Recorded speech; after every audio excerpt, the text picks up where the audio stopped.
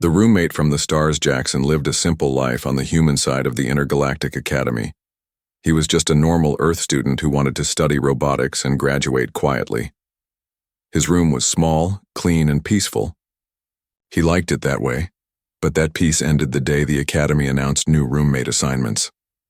Jackson stood outside his room, staring at the message on his holopad. New roommate assigned.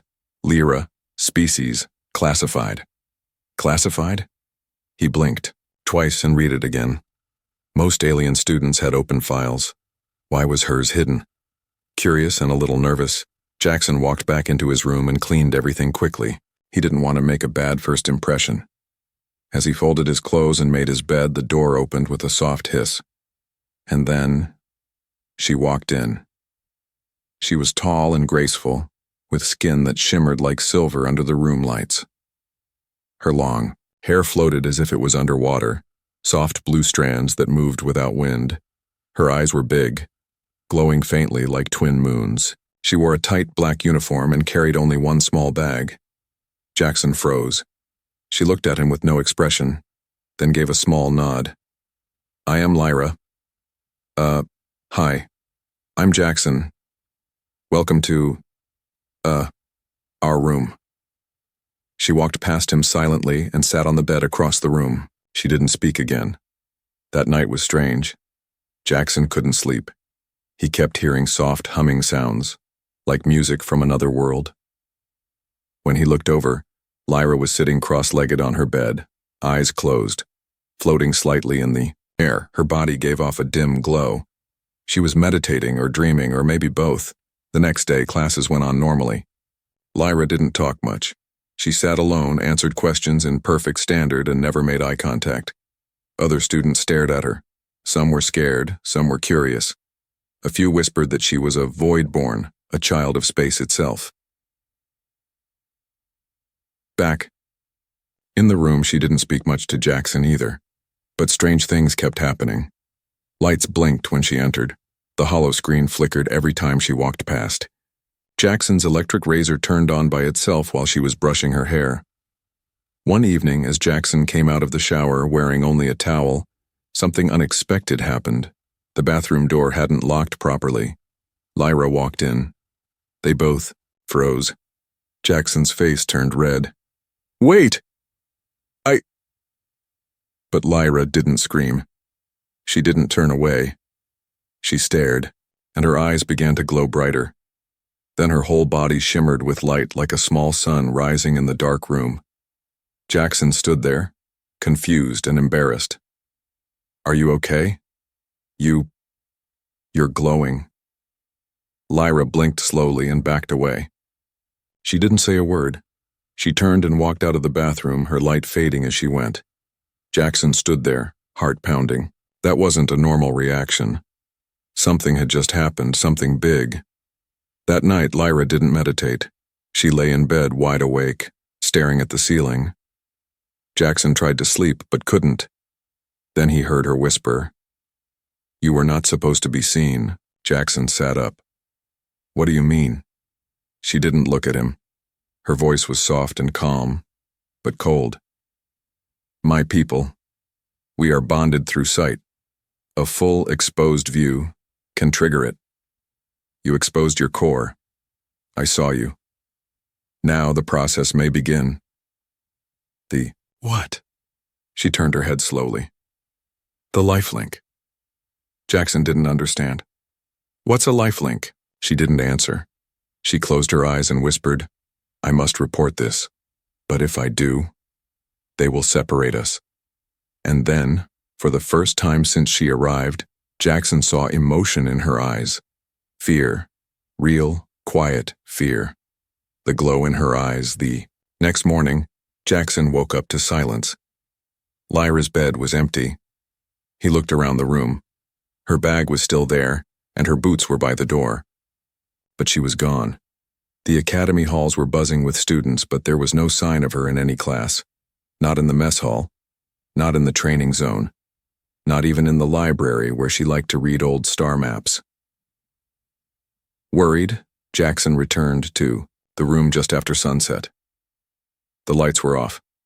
As he opened the door, he stopped. Lyra was sitting in the middle of the room, surrounded by glowing symbols floating in the air. They pulsed like hearts, made of blue fire and soft light.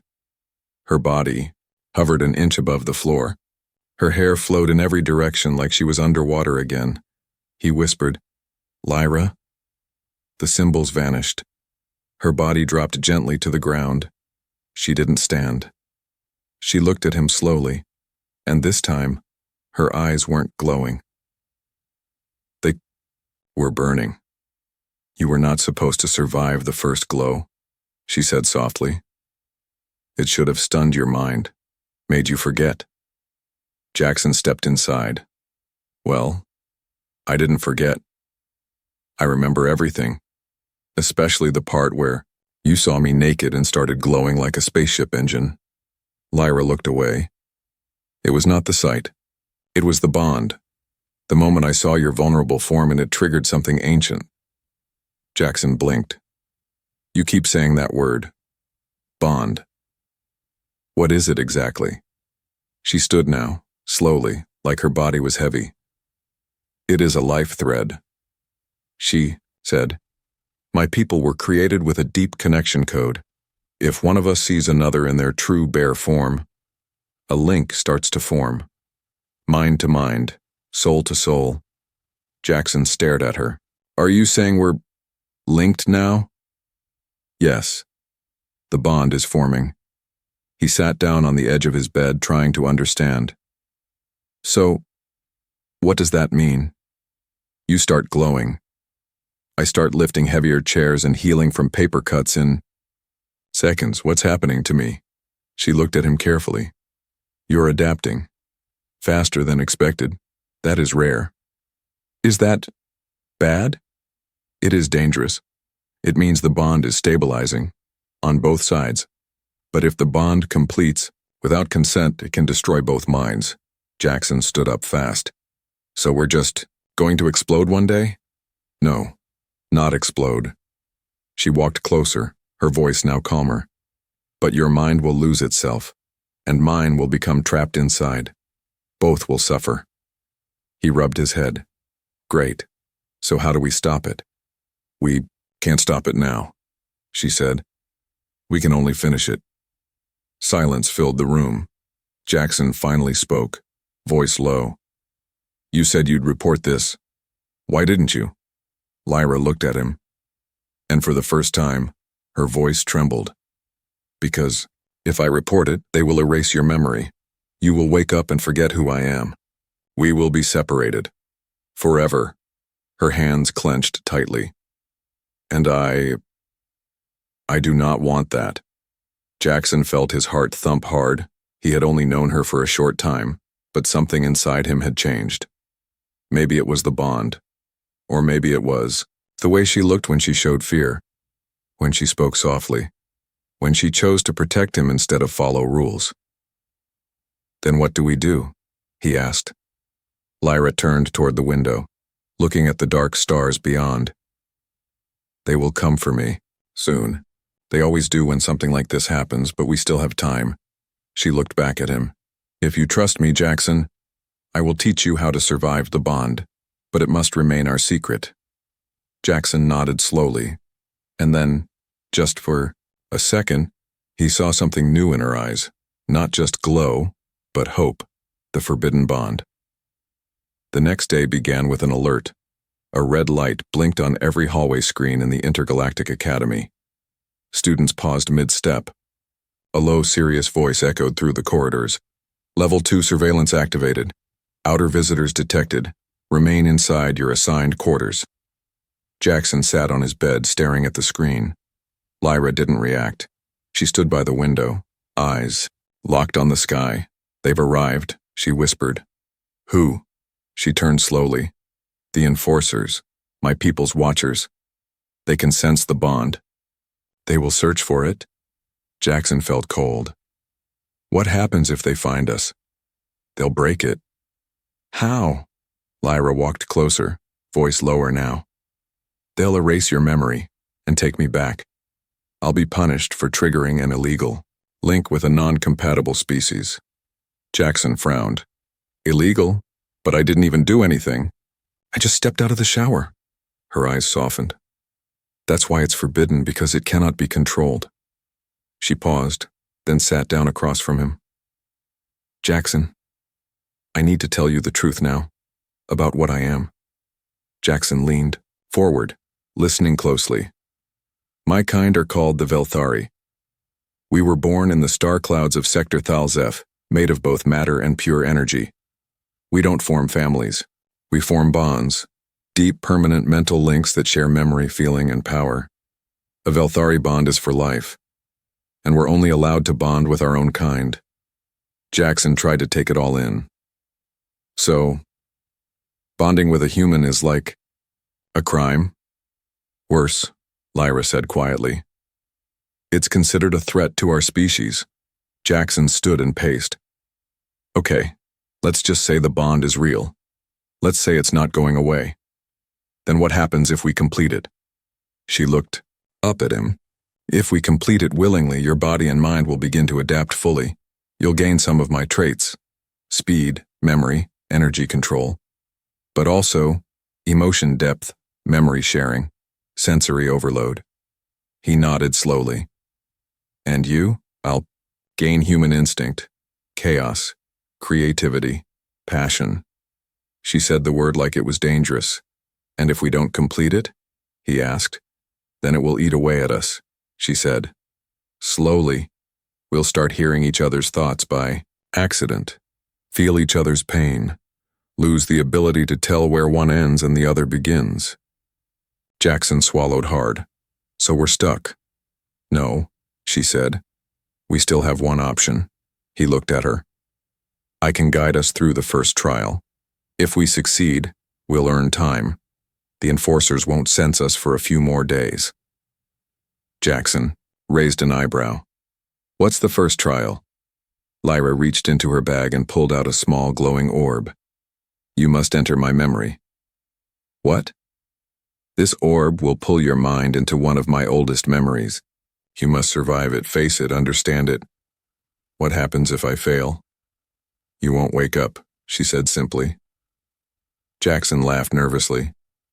Well, that's comforting. She stood up. It's your choice. He looked at her into those glowing eyes. Then he nodded. Let's do it. She handed him the orb. As he touched it, the room vanished. Suddenly, Jackson was falling through stars, through light, through heat and sound and whispers in alien languages. And then he landed on a broken battlefield with skies made of fire and a child's voice screaming. A younger Lyra was running through the flames, her silver skin covered in ash. Jackson stood frozen as soldiers made of energy chased her. Then the memory turned toward him and attacked. Attack at the junkyard. Jackson woke up gasping for air. He was back in his dorm room. His heart raced. His hands trembled. The memory trial was over. Lyra sat beside him, watching carefully. A glowing mark had appeared just below her collarbone, a spiral made of light. A matching mark now burned softly on Jackson's chest. You passed, she said quietly. The first trial is complete. The bond has taken its first form. Jackson sat up slowly. I saw your past, the war, the fire. You were just a kid. She nodded. The day I became an orphan. That's where my power awoke. That's when the enforcers marked me as dangerous. Jackson stood, his head still spinning. Why show me that? Because a bonded partner must carry the weight of the other's memories. Only then is trust real. Before Jackson could reply, a loud boom shook the wall. The power flickered. Then alarms screamed across the academy. Lyra's eyes widened. They've found us. Outside the window, two dark ships hovered low above the training fields. Soldiers in black armor leaped out, weapons glowing. They're not enforcers, Lyra whispered. They're breakers, rogue hunters. They destroy. Illegal bonds, Jackson panicked. What do we do? She grabbed her bag. We run. They raced through the back halls of the academy, dodging patrols. Lyra led him to an old tunnel behind the maintenance wing, a forgotten path that led to the junkyard just beyond the energy walls. The junkyard was massive. Piles of broken ships, machines, and alien tech rusted under the twin moons. It smelled like oil and old fire. "This place is off limits," Jackson said, panting. "Exactly," Lyra replied. "No cameras, no drones, and only one way in." They hid inside the rusted belly of a fallen dropship. Jackson checked his holopad and no signal, no way to call for help. Then, footsteps. Metal clanked nearby. The breakers were searching the junkyard. "They're scanning for bond energy," Lyra whispered. "They'll find us in minutes." Jackson's mind raced. Then he noticed something. The dropship they were hiding in. It still had a power cell. Weak, but alive. "I have an idea," he said. Lyra looked at him with surprise. "You think like a Velthari already." He crawled into the ship's core and rerouted the battery surge into the panel wiring. The moment he activated it, a huge magnetic pulse blasted outward. The junk around them shook. The breaker's scanners shorted. Out. One of them shouted, "EMP surge! Our gear's fried!" Jackson jumped out. "Now's our chance." They sprinted across the metal graveyard and only to stop dead at the edge. One of the breakers was waiting. She was tall, cloaked in armor with a cracked black mask. Her voice echoed like thunder. "Human. Velthari, you will come with me." Lyra stepped forward. "We are bonded. You can't stop it." "You were warned," the breaker growled. "The bond is forbidden. It leads to collapse." Jackson grabbed a long metal rod from the ground. "Then maybe it's time your rules collapse." "Two." The breaker raised her hand. Energy flared, ready to strike. But before the blast could hit, Lyra moved. Her body shimmered and she pulled Jackson into her arms. A bright shield burst out, wrapping around them both. The energy bolt hit the shield and exploded, knocking the breaker backwards into a pile of metal. The glow around them faded. Jackson stared at Lyra, stunned. "You saved us." She looked at him with soft, glowing eyes. "You gave me the strength to." Sirens echoed in the distance. Academy patrols were finally coming. But Lyra knew. This wasn't over. Now that the breakers had attacked, the Academy would ask questions. The bond would be exposed. They needed to leave. "Tonight," she whispered. "We run. Far from here. Off-world." Jackson nodded, because now, he wasn't just running with her. He was choosing her. The Queen returns. The stars were still when their ship lifted off. Jackson sat beside Lyra in the small stolen cruiser, breathing hard. The Academy grew smaller behind them. Alarms flashed in red across its dome, but no ships followed. Not yet. They had escaped. For now. Lyra didn't speak. Her face was calm, but her hands trembled. Jackson noticed.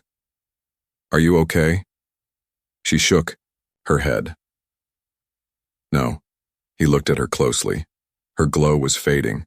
Her silver skin looked dull, almost pale. "The bond is growing too fast," she whispered. "I gave you too much of my energy to protect us."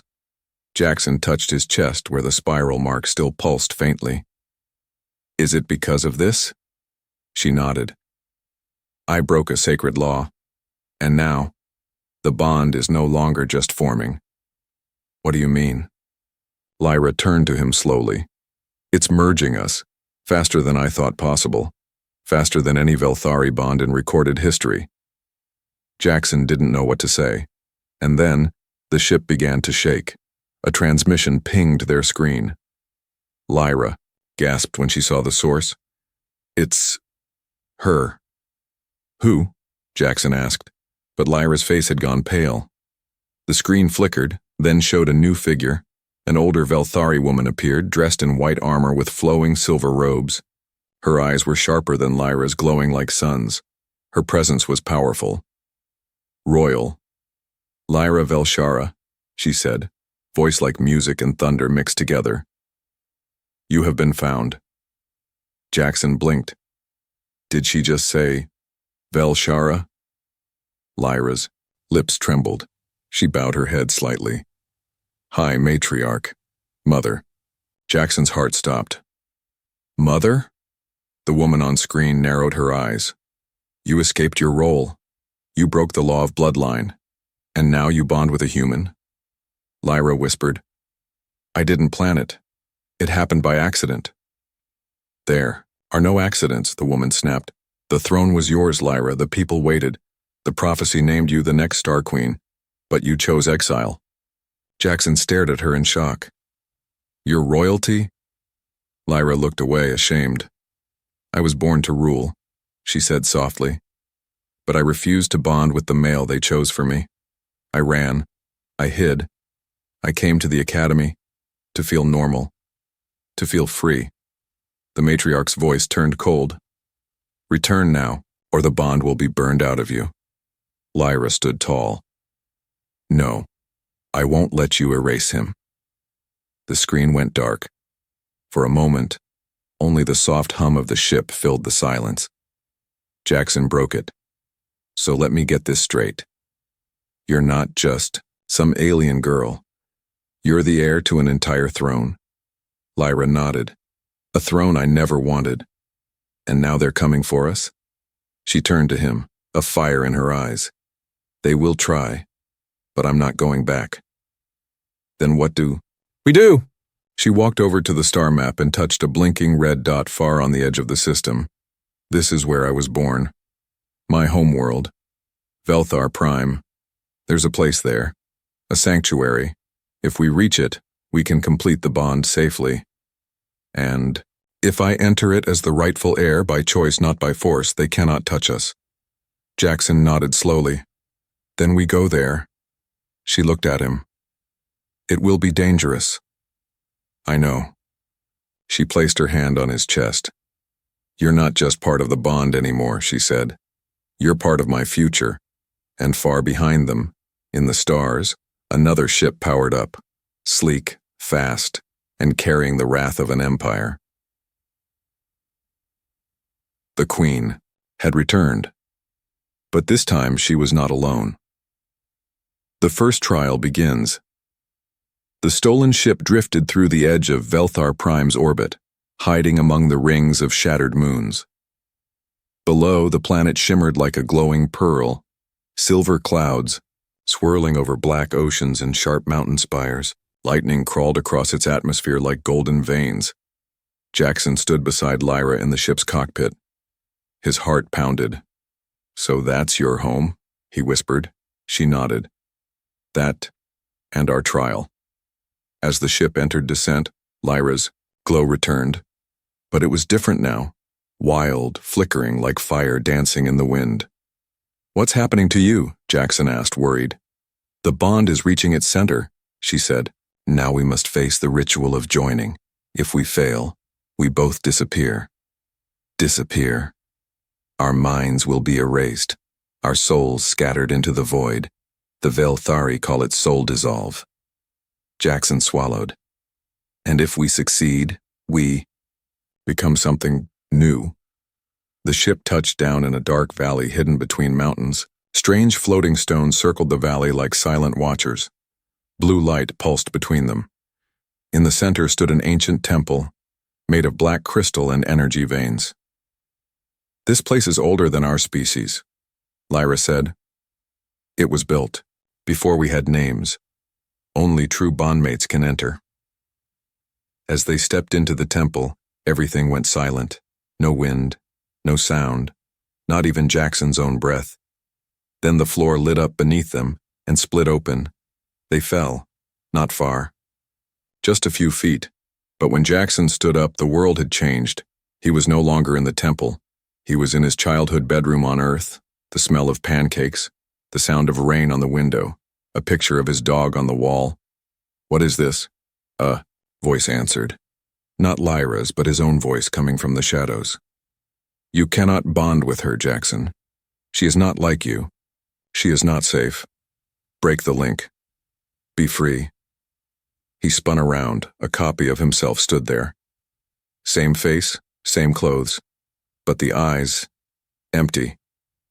This is the trial? He asked. A whisper echoed all around him. Your fears, your regrets, your truth, all must be faced. Jackson turned and ran. The room changed again. Now he stood in the academy hallway watching Lyra get dragged away by enforcers. She reached for him, screamed his name, but he just stood there, frozen. Stop it, he yelled. You fear you'll fail her, the whisper said. You fear you're too weak. The scene melted. Now he stood in the Velthari throne room. Lyra wore a crown. Her eyes were hard. She looked at him like he was nothing. You are a burden, she said. A mistake. No, Jackson shouted. This isn't real. He closed his eyes, remembered her touch, her voice, the warmth when they first ran together through the junkyard, the hope in her eyes when she said, You're part of my future. I choose her, he whispered. The scene shattered like glass. He fell again, this time into golden light. Lyra stood there waiting. Her eyes were full of tears. You found me, she said. Jackson walked to her. What did you see? He asked. She didn't answer, just stepped forward and placed her hands on his chest. This is the center of the bond. If we join now, nothing will be the same. Jackson nodded. I don't want it to be the same. They leaned into each other and the world exploded in light. The trial was complete. But far above the temple, hidden in the clouds, the Queen's warship arrived. And this time, she brought the executioner. One bond, one future. The sky above Velthar Prime turned red, clouds swirled like wounded fire. From the tallest spire of the ancient temple, Lyra and Jackson stood together hand in hand looking up at the incoming warship. It was unlike anything Jackson had seen, sharp like a blade, long as a mountain, and glowing with a deep violet light. The Queen's personal warship, the Judgment of Stars, had arrived, and it wasn't alone. Dozens of smaller ships swarmed behind it, soldiers, drones, and at the front of them all, the executioner. Lyra stared at the sky with calm, glowing eyes. Her silver hair moved gently in the temple wind. She came herself, she whispered. Jackson squeezed her hand. Let her come. Lyra turned to him. If I die, you die too. I'd rather die bonded than live erased, he replied. She smiled, faintly. They stepped away from the spire as the temple shifted. The energy inside it had changed since the bond was completed. Lights along the walls pulsed like a heartbeat. The air buzzed with power. Suddenly the roof of the temple tore open as a massive violet beam crashed down. A tall figure floated into the opening. The executioner. She wore armor made of black stone and flame. Her face was hidden behind a mask, carved with Velthari runes. In one hand she held a spear of pure energy. She floated downward and landed silently in front of them. Her voice echoed through the entire temple. The bond has been completed. The law has been broken. I am the end. Jackson stepped forward, placing himself between Lyra and the executioner. You'll have to go through me. The executioner didn't speak. She raised her hand, and Jackson was blasted back into the wall by an invisible force. He grunted, coughing, barely able to move. Lyra cried out and ran to him. Jackson! He gritted his teeth. I'm fine, just don't let her break us. Lyra turned, her body glowing again, but not like before. Now, her glow was deeper, brighter, and Jackson's mark glowed too, in rhythm with hers. The bond was complete. The executioner hesitated for the first time. You share energy, she said. Lyra raised her hand. We share everything now. The temple shook. And then, something unexpected happened. The black walls of the temple cracked open. Blue and white light burst from inside the floor. Ancient runes lit up. The spirit of the temple had awakened. A voice echoed. Not from Lyra, not from Jackson, but from deep below them. The bond is sacred, and the universe must evolve. A great beam of light rose around them. Suddenly, Lyra and Jackson were lifted into the air, and in that moment, they became one, not in body, but in thought. Inside the bond, Jackson saw everything. He saw Lyra as a child, standing in the shadow of the throne, lonely, scared, afraid to feel anything. He saw her as a young warrior, watching friends fall in war, ordered to stay silent, ordered to never cry. He saw her running year after year, hiding from her own people, always alone. He felt her pain and her strength. And Lyra saw him. She saw Jackson as a boy, sitting alone, in school, pretending not to care when others ignored him. She felt his longing to matter, his quiet bravery, his heart, even when broken, still choosing kindness. They weren't just seeing each other, they were becoming each other. When they opened their eyes again, they had changed. Jackson's eyes now glowed with silver light. Lyra's body shimmered with both Velthari and human energy, two forces in one. The fight for their future. The executioner launched forward with lightning speed, aiming straight for Lyra's heart. But Jackson raised his hand, and the spear stopped midair. He had no weapon. But now, he was the weapon. With a flick of his fingers, the energy spear cracked and shattered like glass. Lyra stepped forward. "We're not running anymore." The executioner tried to strike again, but the temple itself pushed back. The stones rose, the wall shifted, and the energy field grew thicker. Suddenly the queen appeared through the light, floating just behind the executioner. She raised her hand. "Stop." The executioner froze. The queen's voice filled the room. "This bond is dangerous, but it is also true." Lyra looked at her. "So you finally understand?" "I understand that fear blinded us, and control cost us our future." She looked at Jackson. "You, human, have done what no Velthari ever could. You entered the Temple of Origins. You passed the trial. You survived the merge. You are now part of us." Jackson stood beside Lyra, still glowing. "Then let this be the last time anyone is punished for love." The queen nodded slowly. "The law is broken, and now rewritten." The executioner bowed her head and stepped back. A deep silence followed. Then the queen said the words that would change Velthari history forever. Let the bond be honored. A new beginning in the weeks that followed. Lyra and Jackson stayed on Velthar Prime, not as fugitives, but as symbols of change. Together, they helped write the first new bond laws in Velthari history. Together, they taught that strength comes, not from control, but connection. Together, they showed that two different souls can share one path, without losing who they are. And one quiet night, under the glowing stars of Velthar, Lyra stood beside Jackson on the temple steps. She took his hand, and he smiled. "No more hiding," she said. "No more fear," he replied. They kissed under the stars, and for the first time in Velthari history, a human and an alien shared one future.